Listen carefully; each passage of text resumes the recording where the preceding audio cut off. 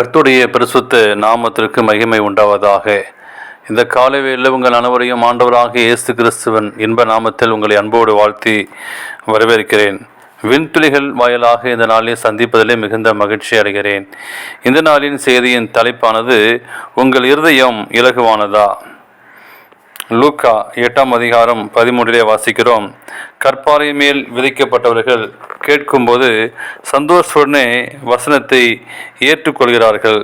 கற்பாறைக்குள் வேர் செல்ல இயலாது என்று யாவருக்கும் தெரியும். ஆனால் மனிதனின் கடினமான இருதயத்தில் எப்படி சத்தியம் ஊடுருவ முடியும் என இயேசு சிறிய கதையின் மூலமாக விளக்குகிறார். நாம் ஜெபிக்கும் போது பிதாவோடு குமாரன் நமக்காக வேண்டுகிறார். அவருடைய வேண்டுதல் எதிர்பாராத ஆபத்திலிருந்து நம்மை பாதுகாக்கிறது. பேதுருவுக்கு அவர் கூறிய ஆறுதலான வார்த்தைகளை கவனியுங்கள். சீமோனே, இதோ கோதுமை சுளைக்கினால் பிடுகிறது போல சாத்தான் உன்னை பிடுவதற்கு உத்தரவு கேட்டுக்கொண்டான். ஆகையால் நீ போய் ஜெபம் செய் என்று ஆண்டவர் கூறினார். அது நல்ல புத்திமதிதான். இயேசு சொன்னார், நானோ உன் விசுவாசம் ஒழிந்து போகாதபடி நான் உனக்காக வேண்டிக் கொண்டேன். நமக்கு சரியாக விளங்குவதில்லை. நாம் எவ்வளவு நம் ஆண்டவருக்கு கடமை உள்ளவர்கள் என்பதை இயேசுவின் சிலுவை காட்சியை பார்க்கும்போது உணர முடியும். எப்படி நம் இரட்சகர் நம்மை வழிநடத்தி வந்தார் என்பதை நினைத்தால் நீங்கள் நாளும் அவருக்கு நன்றி சொல்ல கடமைப்பட்டுள்ளோம்.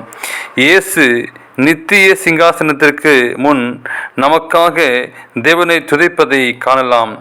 தேவன் எவ்விதமாக நம்மை விட்டு சாத்தானின் தீமைகள் நீக்கினார்.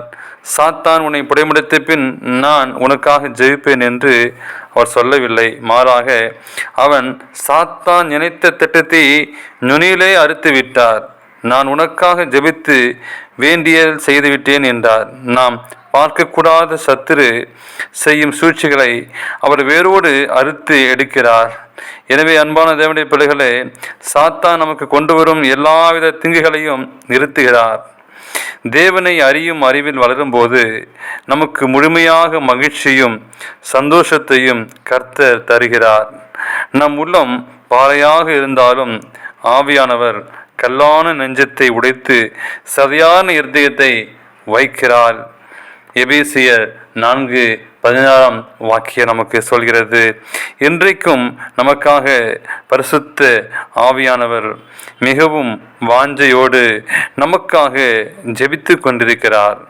வாலிபர்கள் தடுமாறி சாத்தானின் சதியில் வீழ்ந்து விடாதபடி அவர் உங்களுக்காக வேண்டுகிறார். இன்று நமக்காக பரிதவிக்கும் பரிசுத்த ஆவியானவரின் வேண்டுதல் பிதாவின் சிங்காசனத்திற்கு இடப்பட்டு வெளியளிக்கப்படுகிறது.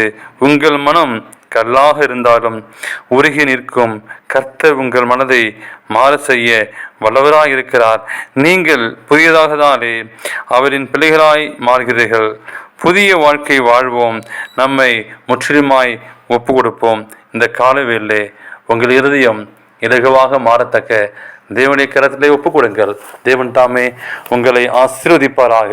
ஆமேன்.